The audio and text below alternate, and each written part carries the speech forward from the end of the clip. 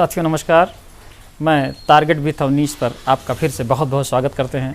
साथियों, आज ज्योग्राफी के हम चौथे पीरियड में आएंगे जहां भारत की नदियों का विस्तार हम पढ़ेंगे। भारत की नदियां बहुत ही इम्पॉर्टेंट हैं और भारत, इससे पहले हम पढ़े थे भारत का एक परिचय। भारत के परिचय के बाद हमने भारत के पूरे भाग को विभाजित किया था 5 भागों 4 भागों में, पर्वतीय मैदान और प्रायद्वीपीय मैदान, तटीय मैदान और द्वीपीय मैदान, इस तरह मरुस्थलीय क्षेत्र भी कहा जा सकता है। इसके बाद हम आज भारत की नदियों के विषय में हम चर्चा करेंगे। भारत की नदियाँ, वैसे तो भारत में छोटी बड़ी नदी मिला के 4000 से भी ज़्यादा नदी है, लेकिन जो भारत की मुख्य बड़ी नदी हैं हम उन पर चर्चा करेंगे। तो आइयो मित्रों, हम इस पर देखते हैं। ये भारत की नदियाँ हैं। भारत की नदियाँ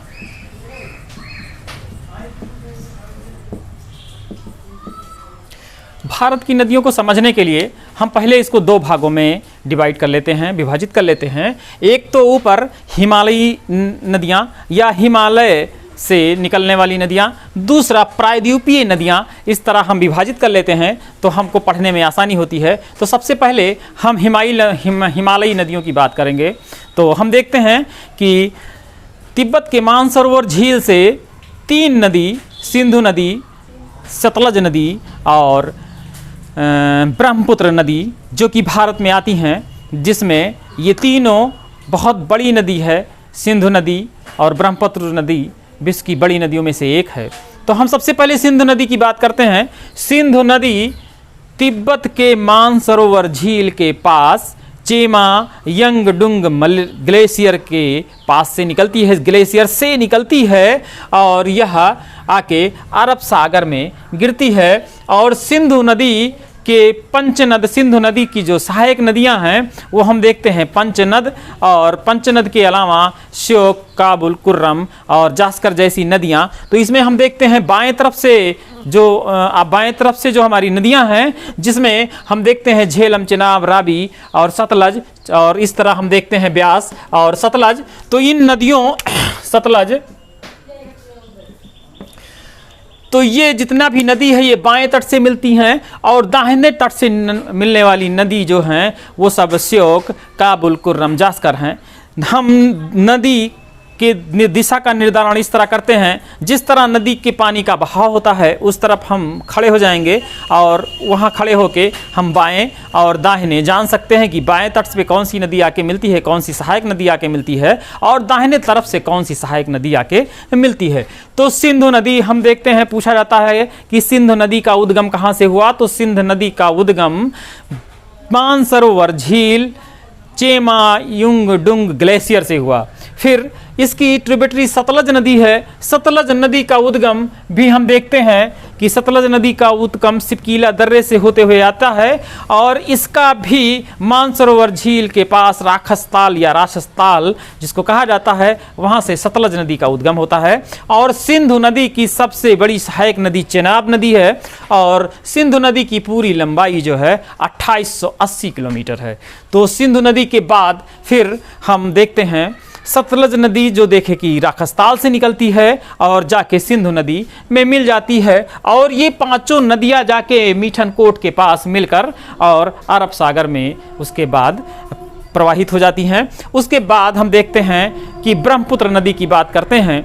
ब्रह्मपुत्र नदी तिब्बत के मानसरोवर झील से, ये भी चेमा यंगडुंग ग्लेशियर से निकलती है और तिब्बत में 1100 किलोमीटर बहती हुई, तब उसे हम सांपू या सांगपो नदी कहते हैं, और ये अरुणाचल प्रदेश में दिहांग नाम से आती है। और इस नदी में दिबांग और लोहित 2 ट्रिब्यूटरी आके मिलती हैं, और ये आगे बढ़ती है, और यह आगे बढ़ के असम सदिया से धुबरी तक ये गुम्फित जलमार्ग बनाते हुए बहती है, जिसमें हम देखते हैं कि दुनिया की सबसे बड़ा नदी द्वीप हमें देखने का मिलता है, जिसे हम मांजुली नदी द्वीप कहते हैं। बहुत ही इंपॉर्टेंट है मांजुली नदी द्वीप, जो कि दुनिया की सबसे बड़ी नदी द्वीप मानी जाती है, और बनावल भी माना जाता है, ब्राज़ील का है, लेकिन मानचित्र में हमें यही देखने को मिलता है।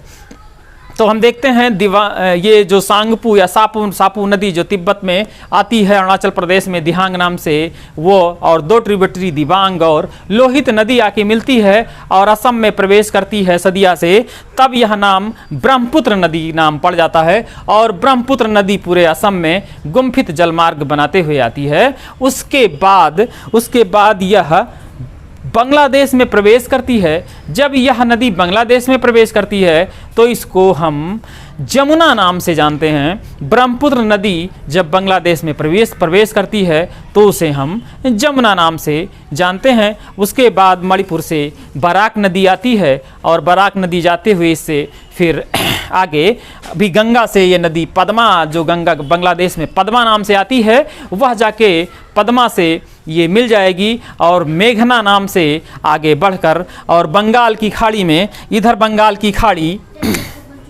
दाहिने तरफ बंगाल की खाड़ी और इधर अरब सागर और नीचे हिंद महासागर।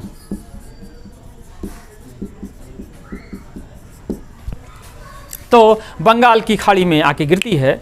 उसके बाद ये 3 नदियों के बाद भारत में हम देखते हैं भारत की सबसे बड़ी नदी गंगा नदी है, जो कि हमारे एग्जाम में भी आता है कि भारत की सबसे बड़ी नदी कौन सी है, तो भारत की सबसे बड़ी नदी गंगा नदी है, जो कि गोखुर झील से, उत्तरकाशी जिला गोखुर झील से निकलती है। गोखुर झील के पास गंगोत्री हिमनद है और गंगोत्री हिमनद से ये निकलती है भागीरथी के नाम से। और अलकनंदा, भागीरथी और अलकनंदा 2 सहायक नदियां देवप्रयाग में आके मिलती हैं और देवप्रयाग के बाद यह गंगा नाम से जाना जाता है, जो कि हरिद्वार के मैदान में मैदानी भाग में ये निकलती है और पूरे भारत को ये उत्तर प्रदेश में सबसे लंबी दूरी तय करती है और बिहार होते हुए पश्चिम बंगाल और बांग्लादेश पहुंचती है। जब बांग्लादेश में यही गंगा पहुंचती है तो वह पद्मा नाम से जाना जाता है, यानी गंगा को बांग्लादेश में पद्मा नाम से जाना जाता है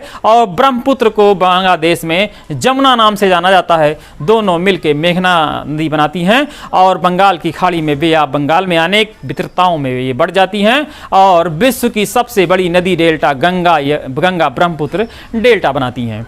उसके बाद हम देखते हैं गंगा की सहायक नदी गोमती, घाघरा, गंडक, कोसी, इस तरह जो है गंगा की बाएं से आने वाली नदियां, और दाहिने से सबसे बड़ी जो नदी है यमुना नदी, जो यमुना नदी आके इलाहाबाद के पास संगम बनाती है। तो गंगा नदी देखे हमने गोखुर झील के पास गंगोत्री हिमानी से और यमुनोत्री हिमालय से निकलती हुई, और यमुना की ट्रिब्यूटरी हम देखते हैं चंबल और बनास जैसी नदियां हैं। उसके बाद नीचे से हम देखते हैं गंगा, जो सोन नदी जाके सीधे गंगा से मिलती है, सोन नदी, और सोन गंगा की ट्रिब्यूटरी है, टोंस भी गंगा की ट्रिब्यूटरी है ये। और गोमती जो नदी है, गोमती नदी ममसा तुंग हिमानी से आके जो है गंगा की ट्रिब्यूटरी छपरा के पास बनाती है, और सोन नदी पटना के पास जाके सीधे जो कि विंध्य हिमालय या सतपुड़ा हिमालय से आके मिलती है। उसके बाद हम देखते हैं उत्तर भारत की नदियों के अलावा हम जब आते हैं प्रायद्वीपीय नदियों की बात करते हैं, तो प्रायद्वीपीय नदी में हम देखते हैं कि प्रायद्वीपीय नदी को हम 2 भागों में बांट सकते हैं। पहला बंगाल की खाड़ी में गिरने वाली नदियां और दूसरा अरब सागर में गिरने वाली नदियां। जब हम बंगाल की सागर में गिरने वाली नदियों की बात करते हैं तो जिसमें महानदी, गोदावरी, कृष्णा, कावेरी, पेन्नार और पलार जैसी नदियां हैं, जबकि जब हम पश्चिम की तरफ गिरने वाली नदियां जो कि एस्चुरी बनाती हैं, और बंगाल की तरफ गिरने वाली सारी नदियां डेल्टा बनाएंगी, क्योंकि भारत का झुकाव इस तरह है कि जो अवसाद है, मलबा है, वो पूरब की तरफ ले जाती हैं। और पश्चिम की तरफ जो भी नदी गिरेगी, पश्चिम की तरफ चूंकि ये जो है जो पहाड़ है वो कठोर पहाड़ हैं और ये पश्चिमी घाट और इस तरह दर्रे हैं, वहाँ से नदी सीधे समुद्र में जाएगी, ऐश्वरी बनाएगी, ज्वार नद मुख कहा जाता है, बनाएंगी, जिसमें नर्मदा, ताप्ती जैसी नदियां हैं जो भ्रंश घाटियों में बहती हैं। बिंध्य और सतपुड़ा के बीच में भ्रंश घाटियों में ये नदियां बहती हैं। और अरब सागर में गिरने वाली और नदी है लूनी, साबरमती, माही, ये अरब सागर में गिरने वाली और अन्य नदियां हैं, जिसमें माही नदी बहुत ही इंपॉर्टेंट है। माही नदी ऐसी नदी है जो कर्क रेखा को 2 बार काटती है। तो हम ये भी एग्जाम में बहुत बार आता है, कौन सी नदी कर्क रेखा को 2 बार काटती है, तो वो माही नदी है जो कि अरब सागर में जाके गिरती है, एस्चुरी बनाती है। और भ्रंश घाटियों में बहने वाली नदियों का नाम भी पूछा जाता है, जो नर्मदा और ताप्ती नदी है। और विश्व की कांगो नदी जो है वह विषुवत रेखा को 2 बार काटती है, जिसको जियरे नदी भी कहा जाता है। तो विश्व के संदर्भ में जब हम पढ़ाएंगे तो उसको बताएंगे। अभी फिलहाल हम यहाँ चलते हैं। तो हमने देखा कि हम प्रायद्वीपीय नदियों को 2 भागों में बांटा, एक तो बंगाल में गिरने वाली नदियाँ, दूसरा अरब सागर में गिरने वाली नदियां। तो बंगाल की तरफ से जो गिरने वाली नदियों में है, उसमें गोदावरी सबसे बड़ी नदी है, जो 1465 किलोमीटर जिसकी लंबाई है। और गोदावरी नदी को भारत का दक्षिणी भारत की गंगा कहा जाता है। गोदावरी नदी को दक्षिण भारत की गंगा कहा जाता है, जबकि कावेरी नदी को दक्षिण की गंगा के नाम से जाना जाता है। पवित्र नदी माना जाता है कावेरी को। तो हम देखते हैं। और दूसरा, उससे पहले महानदी है। तो महानदी हम देखते हैं, महानदी का जो उद्गम है वो सिंघावा जो है छत्तीसगढ़ में, रायसेन जिला एक सिंघावा पहाड़ी है, वहाँ से निकलती है यहाँ की नदी, और जाके यहाँ पे उड़ीसा के पास और यहाँ पे जाके ये बंगाल की खाड़ी में गिर जाती है। उसके बाद गोदावरी नदी हम देखते हैं। तो गोदावरी नदी का उद्गम जो है महाबलेश्वर से देखते हैं, और इसके अलग इम्पॉर्टेंट ट्रिब्यूटरी भी है गोदावरी की, वर्धा, पेनगंगा, मंजरा, ये सब नदी जो है गोदावरी नदी की बहुत ही महत्वपूर्ण सहायक नदियाँ हैं जो कि इम्पॉर्टेंट हैं। उसके बाद एक चीज़ और, फिर हम कृष्णा नदी में आते हैं। कृष्णा नदी की जो सहायक नदियां हैं, जिसमें भीमा, कृष्णा, तुंगभद्रा आदि नदियां हैं, इसमें जो बहुत इंपॉर्टेंट है तुंगभद्रा है। तुंगभद्रा की नदी की एक सहायक नदी भी है हगरी नदी, जो एग्जाम की दृष्टि से भी महत्वपूर्ण है। बाकी तुंगभद्रा, कृष्णा और वर्धा नदी कृष्णा की सहायक नदी है, भीमा नदी भी कृष्णा की सहायक नदी है। और उसके बाद पेन्नार और पलार जैसी छोटी नदियां भी हैं। उसके बाद कावेरी नदी है। कावेरी नदी का उद्गम कर्नाटक के ब्रह्मगिरी स्थान से होता है। तो यहाँ कावेरी नदी हम देखते हैं इंपॉर्टेंट नदी है, और कावेरी नदी को ही दक्षिण की गंगा कहा जाता है। और कावेरी नदी को हम राइस बाउल ऑफ इंडिया, यानी दक्षिण भारत का चावल का कटोरा हम कहते हैं। उसके बाद हम देखते हैं थोड़ा सा झील भी कर लेते हैं। कावेरी नदी के पास से ही निकलती है पुलिकट झील। उसके ऊपर हम देखते हैं कोलोरू झील जो आंध्र प्रदेश में पड़ता है, और वेम्बनाड झील इधर जो केरल के क्षेत्र में पड़ता है। और यहाँ पे हम नर्मदा और ताप्ती का भी उद्गम देख लें। नर्मदा नदी का जो उद्गम क्षेत्र है वह अमरकंटक की पहाड़ी है। 2 नदियों का, एक तो सोन नदी का जो उद्गम है, सोन नदी का उद्गम भी और नर्मदा नदी का उद्गम भी अमरकंटक पहाड़ी है। और उसके बाद जो है हम ताप्ती नदी की बात करते हैं। तो ताप्ती नदी ये बैतुल मुल्ताई जिले से इसकी जो है क्या कहते हैं उद्गम क्षेत्र है, जो कि अरब सागर में आके गिरती है।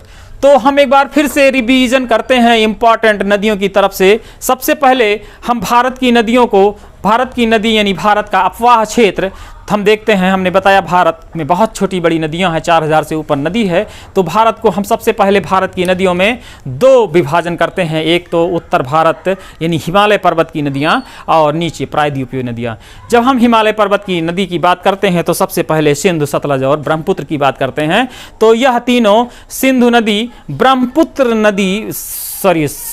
नदी मानसरोवर झील के पास चेमा यंगडुंग ग्लेशियर से निकलती है। और पंचनद, बाएं तरफ से पंचनद नदियां मिलती हैं मीठनकोट के पास, और दाहिने तरफ से शेख श्योक, काबुल, कुर्रम जैसी नदियां मिलती हैं। और यह अरब सागर में आके गिरती है सिंध, जो कि 2880 किलोमीटर बहती है। उसके बाद हम देखते हैं सतलज नदी जो सबके लादर्री से जाती है। सतलज नदी पे ही भाखरा नागल बांध बना हुआ है, और यह जो है यह दूसरी हिमालयी नदी है। फिर हम देखते हैं ब्रह्मपुत्र नदी का उद्गम भी मानसरोवर झील के चेमा यंग गुंड ग्लेशियर से ही होता है। और यह तिब्बत के पठार में 1100 किलोमीटर तक चलते हुए ये जाके अरुणाचल प्रदेश में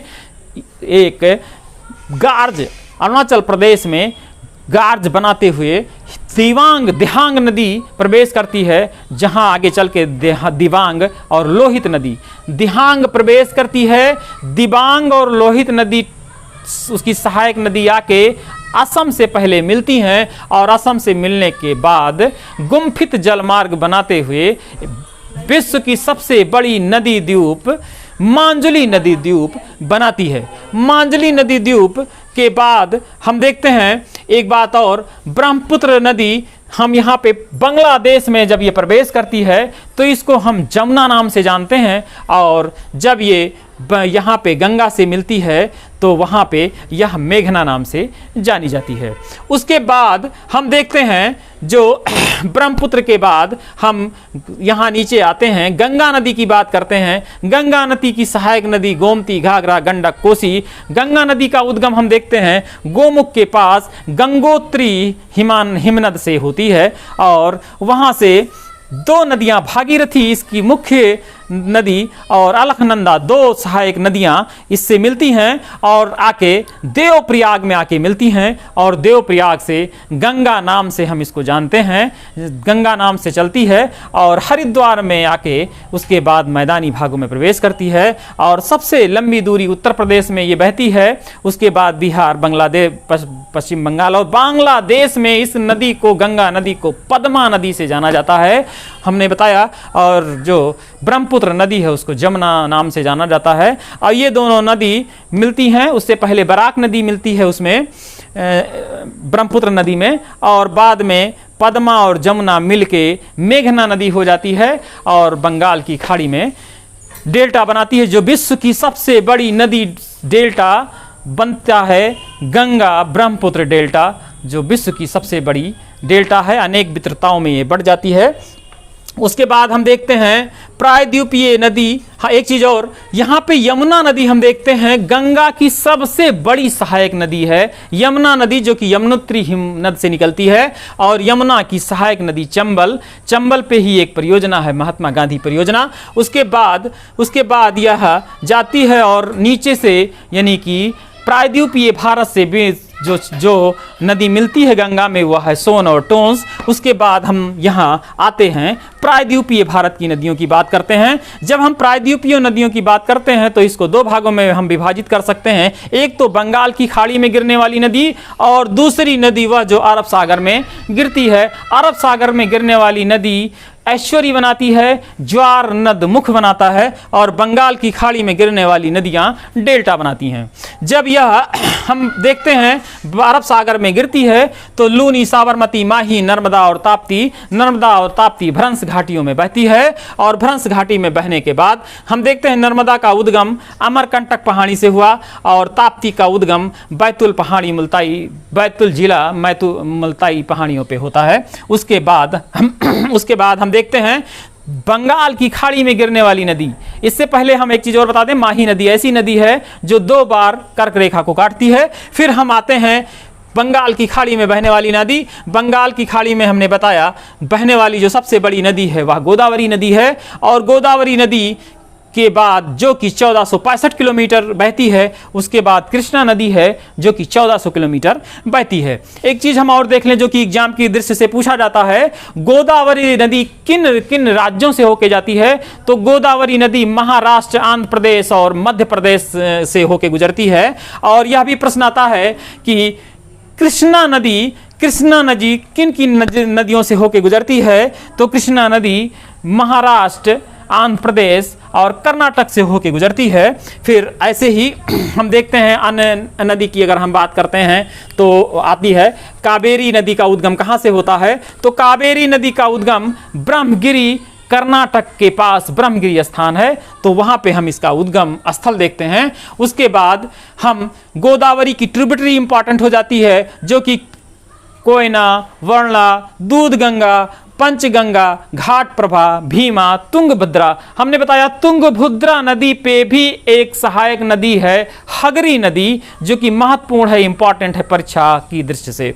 फिर हमने बताया छोटी छोटी और नदी है, पेन्नार, पलार, बह गई, कोई बहुत इंपॉर्टेंट नदी नहीं है, लेकिन फिर भी हम एक बार इसका जिक्र कर लेते हैं। फिर हम चंबल नदी देखते हैं। चंबल नदी का उद्गम कहाँ से हुआ? तो चंबल नदी का उद्गम जान पाव पहाड़ी से होता है। चंबल नदी का उद्गम जान पाव पहाड़ी से होता है। सभी का उद्गम हमको मालूम होना चाहिए। तो हम देखते हैं चंबल नदी का जो उद्गम है वो जान पाव पहाड़ी से होता है। उसके बाद हम देखते हैं नर्मदा नदी की सहायक नदी एक है तवा। नर्मदा नदी की सहायक नदी तवा, जो कि बहुत ही महत्वपूर्ण ट्रिब्यूटरी है। ये इस तरह हम नदियों, भारत की नदियों में देखते हैं। अच्छा, एक चीज और, कृष्णा नदी पे हम देखते हैं नागार्जुन सागर बांध बना हुआ है, जो कि इंपॉर्टेंट है, अभी पढ़ लेते हैं। बांध अलग से भी हम पढ़ेंगे, लेकिन अभी फिलहाल हम देखते हैं कृष्णा नदी पे नागार्जुन सागर बांध बना हुआ है। और कावेरी नदी पे शिव समुद्रम जलप्रपात, जो कि बहुत महत्वपूर्ण है, यह इस नदी पे बना हुआ है। तो हम देखते हैं, और जैसे महानदी पे बना हुआ जो है बांध, वो भी इंपॉर्टेंट है एग्जाम की दृष्टि से। तो ये सब हम देख लिए। उसके बाद हम देखते हैं कि जो क्या कहते हैं नर्मदा नदी है, नर्मदा नदी तवा, दूधी, शक्कर इसकी ट्रिब्यूटरी है। उसके बाद हम देखते हैं ताप्ती नदी, जो मुल्ताई से निकलती है। इस तरह हम सारे नदियों का उद्गम हमने देख लिया। सिंधु नदी का उद्गम, ब्रह्मपुत्र नदी का उद्गम, गंगा का उद्गम, गोमती का उद्गम, घाघरा का उद्गम, उसके बाद गंडक का उद्गम बृहद हिमालय से, कोसी का जो है उद्गम नेपाल के पास गोसाई धान से होता है, घाघरा का उद्गम ममसा तुंग पहाड़ी से होता है। इस तरह हम देखते हैं सारी नदियों का उद्गम और सारी नदियों की लंबाई। तो हम इस तरह देखते हैं गंगा नदी भारत की सबसे लंबी नदी है। उसके बाद दक्षिण भारत की सबसे नदी गोदावरी नदी है, और उसे दक्षिण भारत की गंगा भी कहते हैं, और कावेरी को दक्षिण की गंगा कहते हैं। इस प्रकार भारत की नदियों का अध्ययन हमने किया, जो कि एग्जाम की पॉइंट ऑफ व्यू से बहुत ही महत्वपूर्ण था। तो अभी जब हम दोबारा मैराथन क्लास लेंगे, एक बार फिर हम जब रिवीजन लेंगे सब, तो फिर हम नदी को एक बार फिर रिवीजन हम करेंगे। तो साथियों, बहुत बहुत धन्यवाद, आप लोग जो इतना हमारे साथ बने रहे, और आप लोगों को बहुत बहुत आभार। साथियों नमस्कार, जय हिंद।